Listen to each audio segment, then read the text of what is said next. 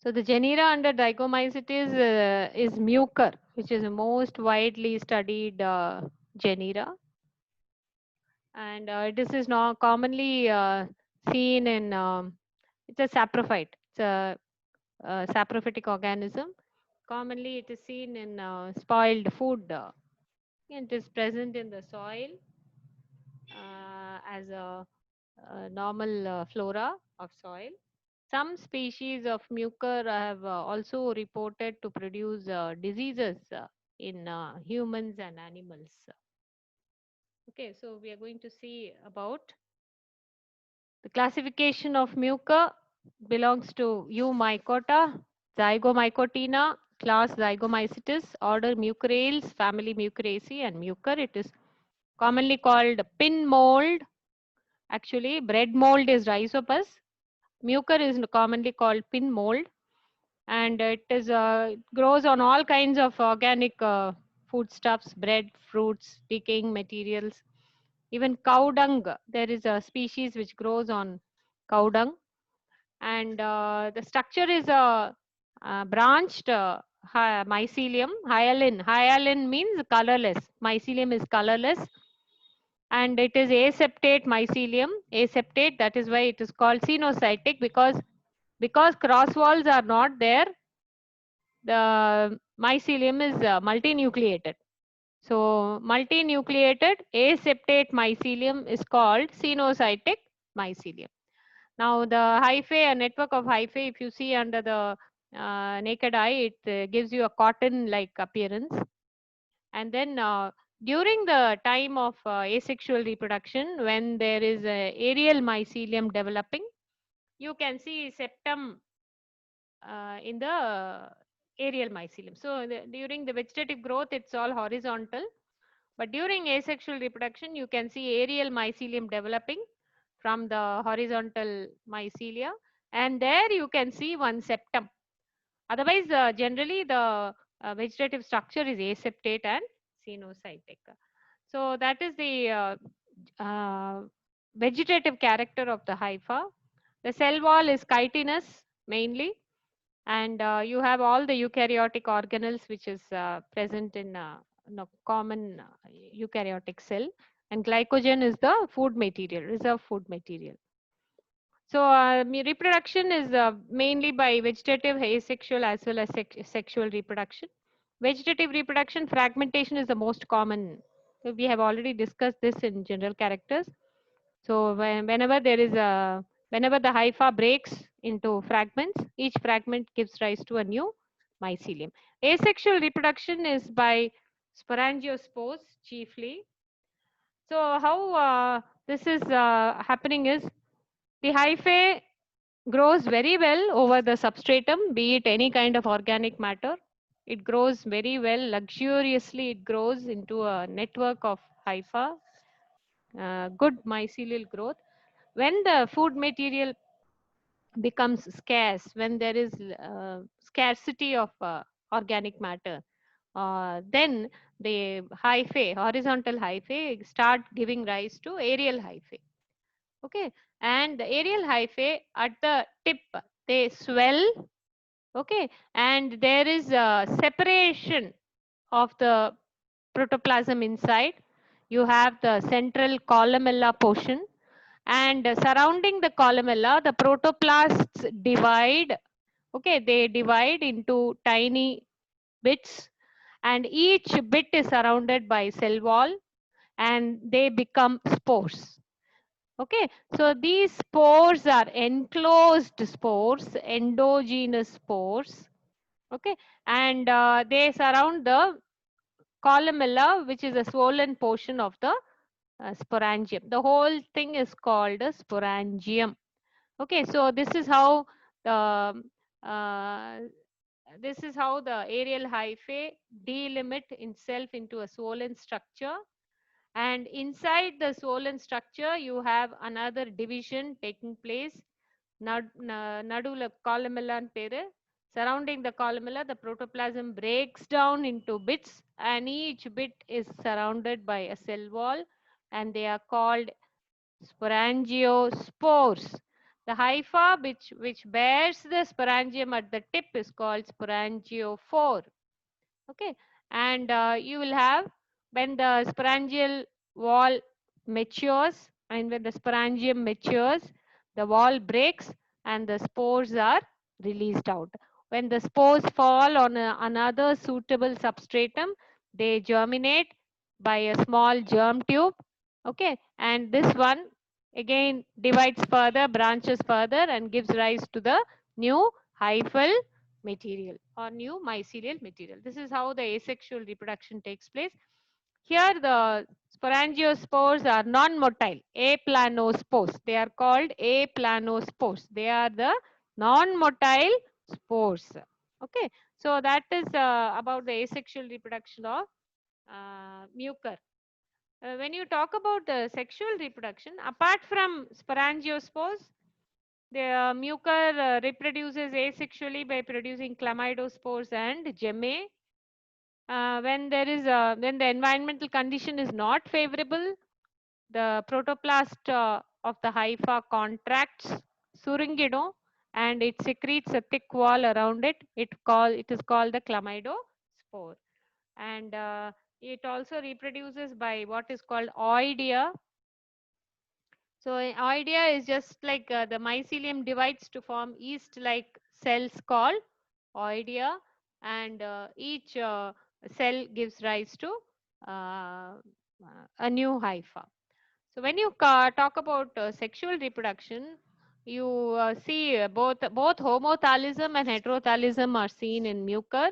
Homothallism, as I already mentioned, the two hyphae of the same genetic makeup can fuse or can undergo sexual reproduction, whereas in heterothallism, it is a condition wherein two opposite strains of hypha have to come together, only then sexual reproduction is possible.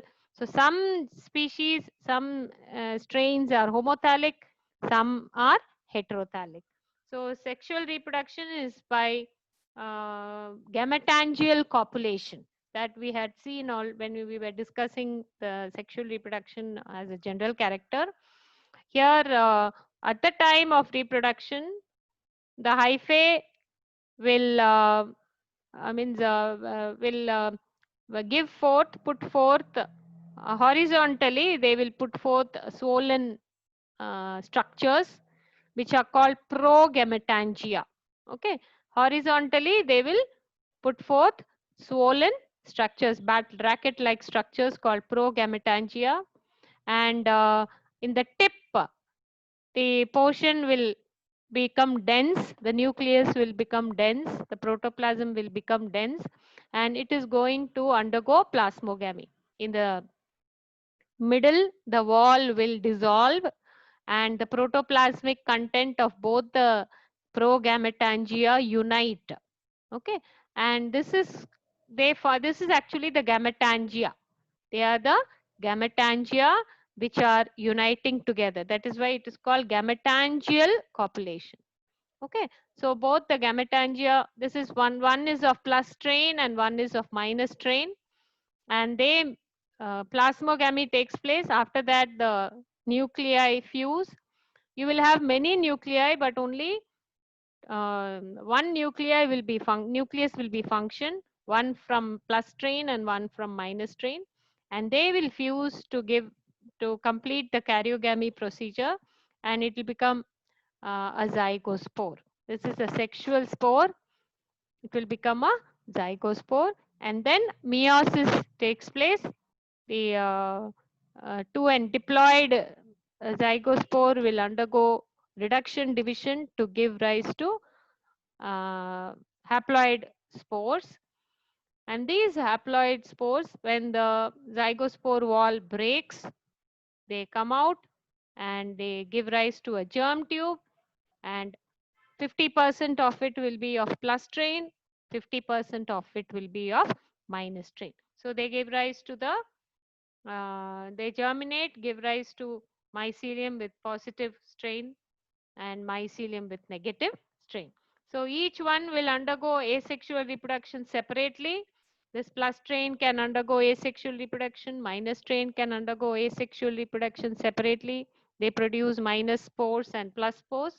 But only when minus and plus mycelia come together, they can sexually reproduce to give rise to sexual spores. So that is what is called heterothallism. It is seen in some some species of mucor.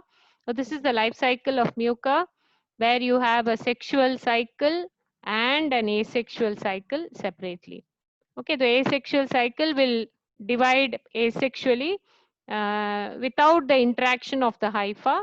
The sexual reproduction is the gametophyte stage, wherein you have plus strain and minus strain, progametangia, then it becomes gametangia, and then they fuse together.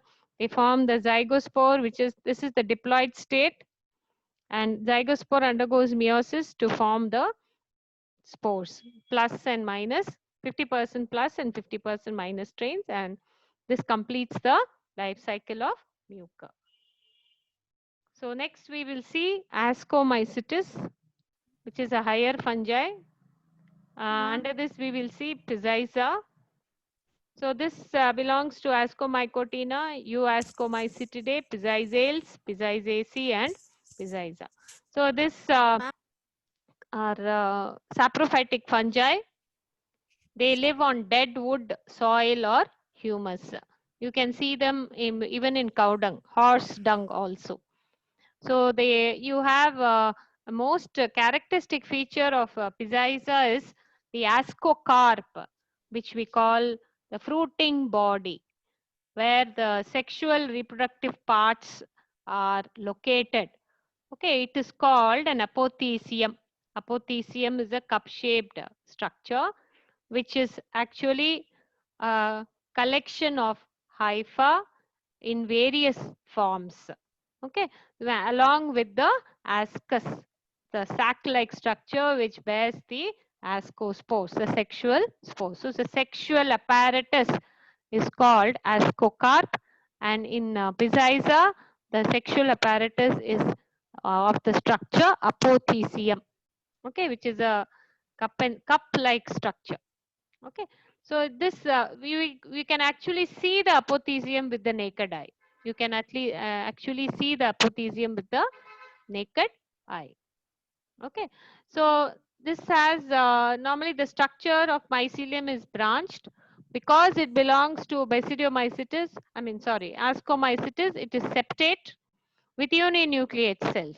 So the hyphae is different from mucor.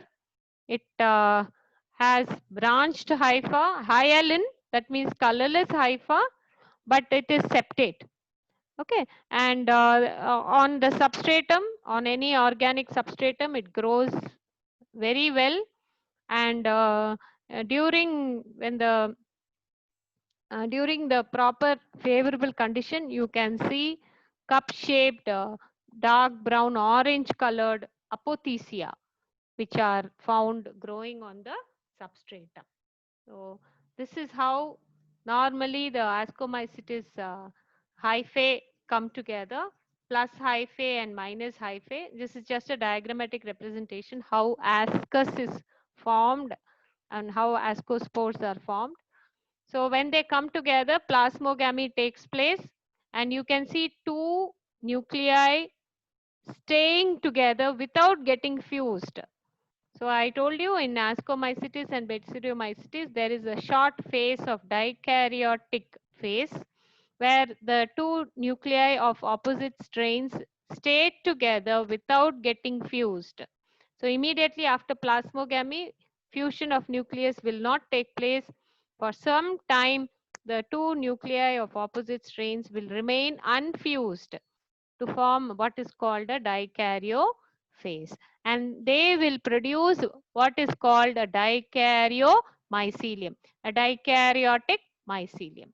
So this will divide into many dikaryotic cells, and it's a short phase of life cycle in Ascomycetes. So cells containing two haploid nuclei forming the dikaryotic stage. So this will continue with other mycelia also. And then what will happen is, at one point, the two nuclei will fuse, karyogamy will take place. The two nuclei fuse and undergo meiosis to form 8 spores. That is, one meiotic division will produce 4 spores, 4 nuclei, and each one will undergo one mitotic division. So totally you will get 8 nuclei, and each nuclei will be surrounded by a small amount of protoplasm and cell wall material. Okay, and they will form what are called the ascospores. So in the meantime, the hyphae will produce a bag like structure, and inside that only the spores are produced. So this is called ascus. It's a sac like structure which is called ascus, and inside the ascus you will have the ascospores arranged. It will be regularly arranged or it will be in irregularly arranged. So அங்க அங்க இருங்கோ இல்லைன்னா one single chain இருக்கும் இல்லைன்னா two chains இருக்கும், 2 chains of 4 ascospores each இருக்கும். So depends on many it differs with different species. Okay, so of the 8 ascospores, 4 will be of plus and 4 will be of minus. So this is how the plasmogamy, karyogamy, and asci formation takes place. And this during this formation of ascus and ascospores, the other mycelia, vegetative mycelia, and other hyphae will join together to form a cup-shaped structure, and the ascus will all be protruding out. So that is called apothecium. See, this is the kind of structure which is produced. This is the ascocarp of Pizyza, which is called the fruiting body of Pizyza. So all these plasmogamy will be taking place, and you will have this uh, dikaryotic hyphae, which is forming the apothecium. And at the tip, the hyphae fuse, meiotic division takes place, and then formation of ascus will be there to form the ascospores. It will look like this. You can see the ascospores inside the cup-shaped structure with the ascospores, asci. So this is the uh, diagrammatic representation of Pizyza. Okay, so here you have the spore, ascospore. It germinates to give rise to the germ tube, and then you have a hyphae produced, network of hyphae called the mycelium, and then they fuse together. I mean, they come together, plus strain and minus strain come together. Plasmogamy takes place, and then dikaryophase, where the two nuclei of opposite strains, they come together and stay together for a short period of time without fusing. Okay, and at one point in the life cycle they will fuse. This portion will get elongated. It is called ascus mother cell. This is the place, the cell where the two nuclei fuse becomes the ascus mother cell, and it elongates. The ascus mother cell elongates, and the diploid nucleus undergoes meiotic division to form 4 haploid meiospores or ascospores, and each one undergoes a mitotic division, so that in the end you will have 8 ascospores. Okay, the other hyphae which are sterile, which lie together with the ascospore, which protect the ascus, they are called paraphyses. Hair-like structures will develop from the hyphae, which is called paraphyses. So it will line a cup-shaped ascocarp. A fruiting body will be cup-shaped. Okay, and you will have in the center of the cup shape, you will have the ascus and the paraphyses like this protruding. So when you take a cross section, you can see the apothecia. You see the hyphae are all collected in the neck of the cup. Okay, and you can see the asci coming out from the hymenium area. This is the hymenium, where you have a collection of fertile hyphae. Fertile hyphae, why? Because they bear the sexual spores. So a collection of fertile hyphae at the neck of the apothecium, and just below the hymenium, the area is called hypothecium. It is called hypothecium. This is the epithecium. Call it epithecium, which bears the ascus. Okay. So asexual reproduction is very rare. It occurs by conidia. Only in a few species you can see conidia being produced. So Pizyza predominantly undergoes only sexual reproduction. So in this case, sex organs you don't find typically. You don't find like oogonium, antheridium. You don't find typical sex organs.